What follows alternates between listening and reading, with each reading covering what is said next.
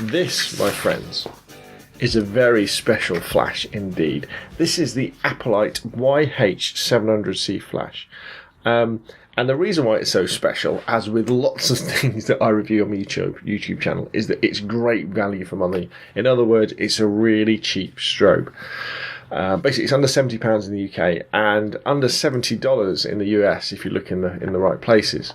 And what you've got with the YH-700C is a strobe that does everything that an amateur or hobbyist could want, and will probably have a lot of professionals questioning about whether they should be saving an awful lot of money by using these as backup or secondary flashes rather than the very expensive OEM ones, like the Canon 580EX, 600EX and that sort of thing. Because quite simply, for the price of one Canon 600EX flash, you could buy 4 of these. And that would give you a wireless flash setup with main flash, a fill. You could have like a main flash. You could have a fill flash. You could have a rim flash behind or a hair light flash, and then you could have a background flash as well, lighting up the background. And as I say, not only could you operate this wirelessly, but automatic wirelessly as well with the Canon system, with compatible Canon cameras, which makes setting up and shooting very, very fast, very, very simple, and very, very easy. So before I kind of get carried away with myself, maybe we should just take a quick step backwards and first answer why you need an external flash for your DSLR. Well, basically, as photographers, quite a lot of the time we need more light, don't we? When you're taking photos inside of the kids running around, the grandkids, all that sort of thing, your shutter speed will start to get too long on your camera, and things will start to get blurry, or the ISO will get too high, things start to get too grainy. If you're shooting in one of the automatic modes, you'll press the button, and the pop-up flash will pop up on your camera and start taking pictures. Which is great, you get more light, but the flash from your built-in pop-up flash is a little bit unflattering, a little bit harsh. It's right near the axis of the lens, and so you tend to get lots of red eye, get harsh black shadows behind. It's not that powerful either, and it doesn't look anything like natural light at all. However, if you've got one of these babies on your camera, it makes things an awful lot different. Sorry about that. The battery just went flat on my DSLR. So where was I? I was talking about, what you can do if you buy an external flash. So for the purposes of this, I'm going to be demonstrating it on my old Canon 350D, because I use my 600D to take the video. So as I was saying, the pop-up flash on your camera, it's great for emergency situations, but it's very unflattering and it's not that powerful. But as soon as you've got one of these, you can slot this onto your Canon DSLR, and it does work on the older Canon DSLRs and the older EOS film ones. Straight away, first advantage, the flash is further away from the axis of the camera, so you're going to get less red eye, you're going to get more natural looking photos. But this is the big difference. Doing that. As soon as you can do that, what happens is when you're inside, the flash will shoot up, hit the ceiling, and spread out and get much, much bigger, and then light up your subject. So it gives you a much more natural and flattering light, a lot less harsh as well. And you can bounce it up like that. You can bounce it at angles, so you kind of simulate as if the light was coming in through a big skylight or through a window. So straight away, that makes it much, much better. I mean, you can even do crazy things like if you've got a white wall behind you, you could bounce the light backwards and then bigger. Whenever the light's coming out of the flash, it starts getting bigger and bigger and bigger. And the bigger you get the light source, the softer the light is, so the more flattering it is for your subjects. So that's incredibly important. And one thing I always say is if you want to improve your photography and you take pictures of people, inside or outside, to be honest, an external flash is probably one of the most important things. You've also got things like a bounce card and a diffuser. So you can put if you imagine you're using it like that, even outside, you get a little bit of fill flash kind of feathering this way, so you can put a little bit of a sparkle of a catchlight in people's eyes. So that's why you want to buy an external flash. And traditionally, flash photography was a bit of a black art, but over the last couple of decades, where we have automatic flash now, it's so easy. You just put your camera into, say, I don't know, say like shooting in aperture priority mode, put it in aperture priority mode, and as long as this flash is in automatic mode, the camera and the flash will work together to get well exposed photographs. And what happens is the flash actually fires twice when you want to take a photo. It fires once to kind of see what the light's like in the scene, and the camera and the flash will then adjust their settings and then take another photo. So it's very, very easy to use. Now, I know there's lots of websites and people are out there, a la the Strobist, who talk about using manual flash a lot of the time because you can get more consistent results. And that's true.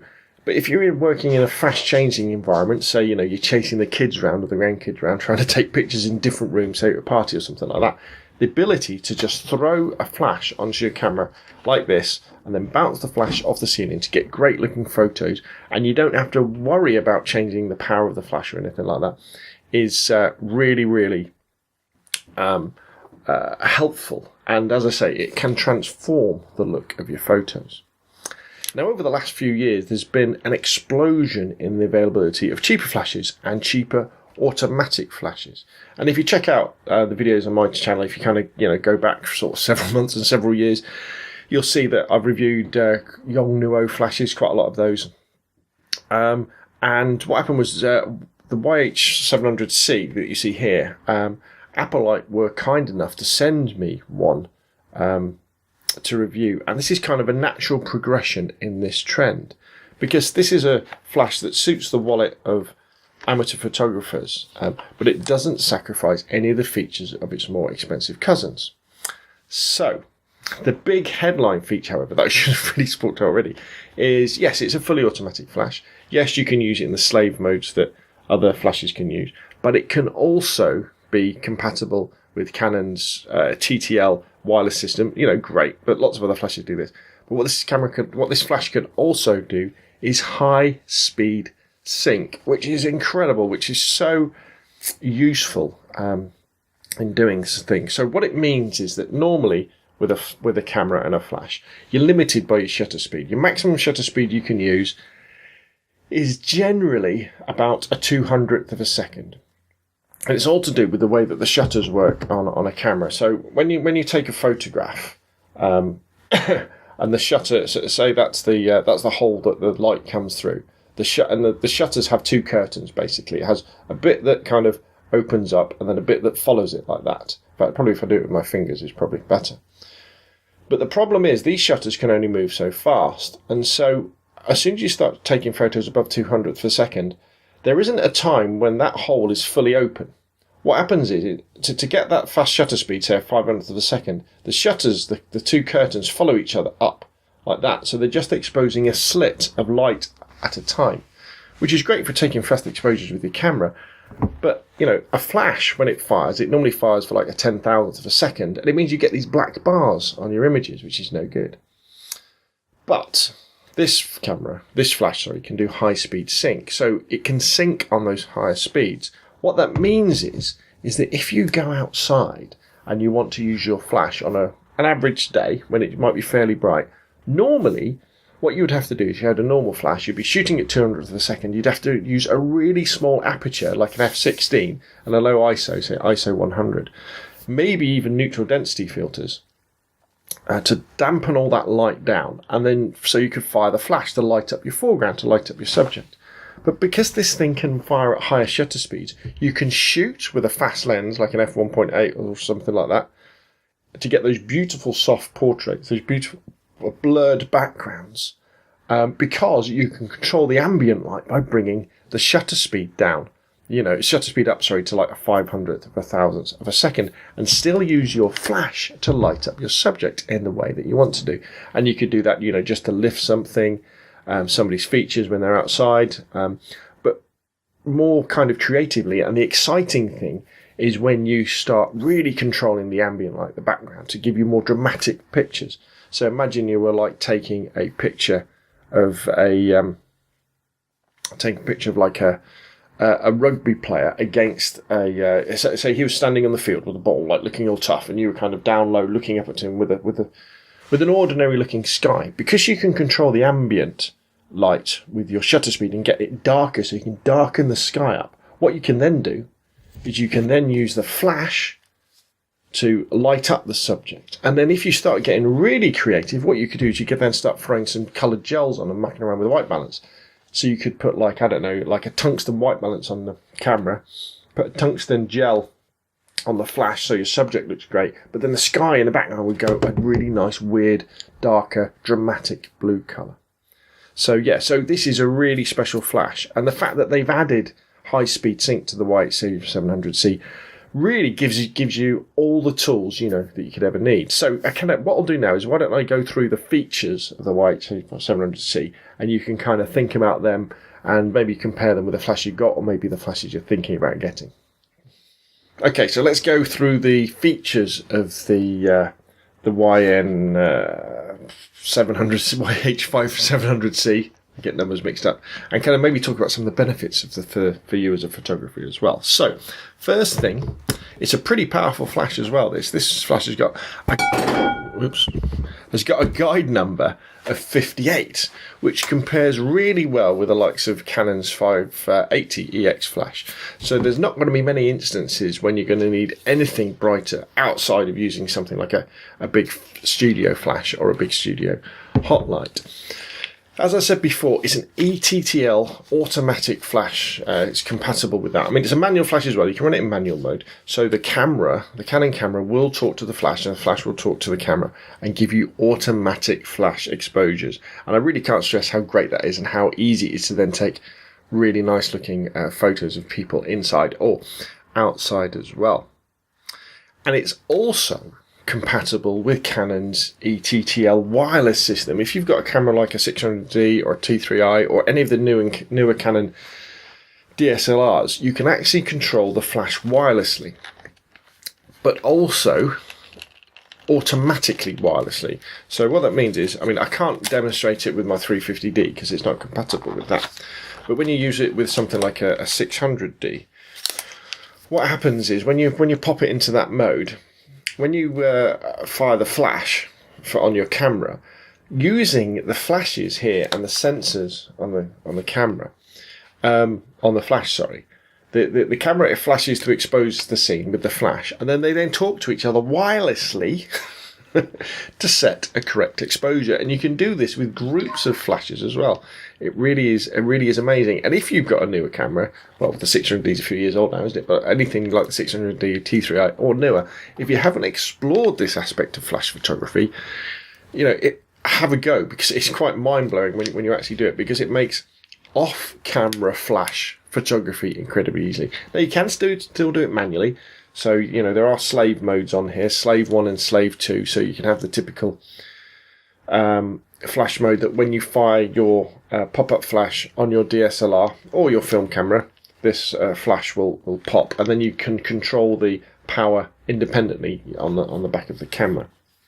And the reason why they have two modes, slave 1 and a slave 2, is basically because with modern DSLRs and newer film cameras that they made, because the flash actually fires twice, once to kind of register the scene, once to actually take the photo.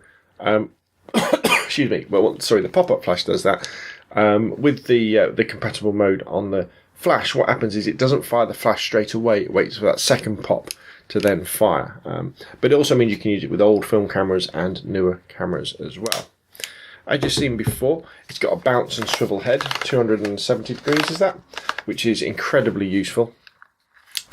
It's got a diffuser on the front, like you can see there, and it's got a little bounce card as well. It's also a zoom flash. So as you're zooming in and out with your zoom on your camera, the kind of lens, if you can call it that, on the flash moves as well. So it focuses the light. So as someone is further away, instead of just spreading the flash out like that, it kind of follows them, which is very good. It's got all the usual flash compensation settings. And so with all those basic settings, it's a highly competent budget flash. But as I said, the thing that kind of makes it step above some of the competition and is amazing for the price point is the fact that it has high-speed sync, which means you can start mucking around with manipulating ambient light, not only inside, which you can kind of do anyway with most flashes, but outside, where you can use fast shutter speeds to darken down the ambient. You know, you can darken down the sun while you're outside, and then use your flash to lighten up your subject. But because you can do it with a high shutter speed, you don't have to sacrifice depth of field in many cases as well. So anyway, that's enough of me talking. Why don't we turn the camera around and you can have a closer look at the flash, how its features works, kind of how you can use it, and see how that you can compare that with your existing flash, or maybe again flashes that you're going to buy. So here we have the Aperlite YH-700C. Need to put my teeth in properly. Let's have a little bit of a closer look. There's our nice sensor on the front.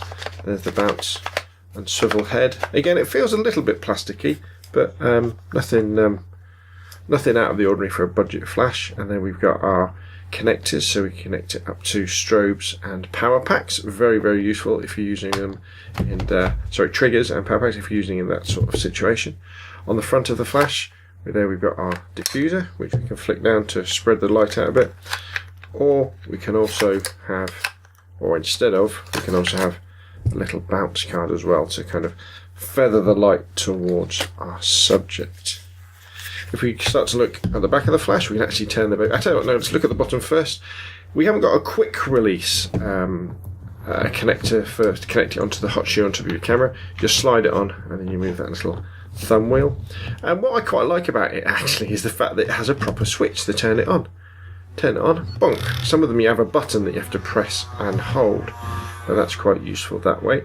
As you can see, at the moment we're in ETTL mode, so it's fully automatic, and we're zoomed into about 35mm. If we wanted to, we could then change the mode by pressing that button, and we're down to manual mode now with the M, and then we could dial in some exposure compensation, or we're adjusting the power of the flash down to 1/16, 132, etc., like that. Multi. Now, I didn't really talk about multi in the review, but basically it enables the flash will strobe, so it will fire repeatedly over a period of time. Used to use this a lot back in the film days for capturing multiple exposures. The classic shot would have been something like a bat flying across some water, and the camera would have been a long exposure, and the flash, say, would have fired 5 times over that exposure to carry 5 different pictures. And then we're back to ETTL mode that way. We can toggle the beeps. That button there with the little arrows on controls your curtain sync, and we can change that way. And as I say, we've got the dial controls in the middle for setting our exposure compensation too. And then finally, what you can also do is you then go into the slave mode, so you can just hold on to the zoom button. So slave mode off, it's on as master now. You could set it as a slave, TTL, manual slave 1, manual slave 2, depending on whether you want it to work it with an older film camera or a newer film camera or DSLR where it fires twice. And then we can press and hold the zoom to kind of set that in. Let's press and hold it again.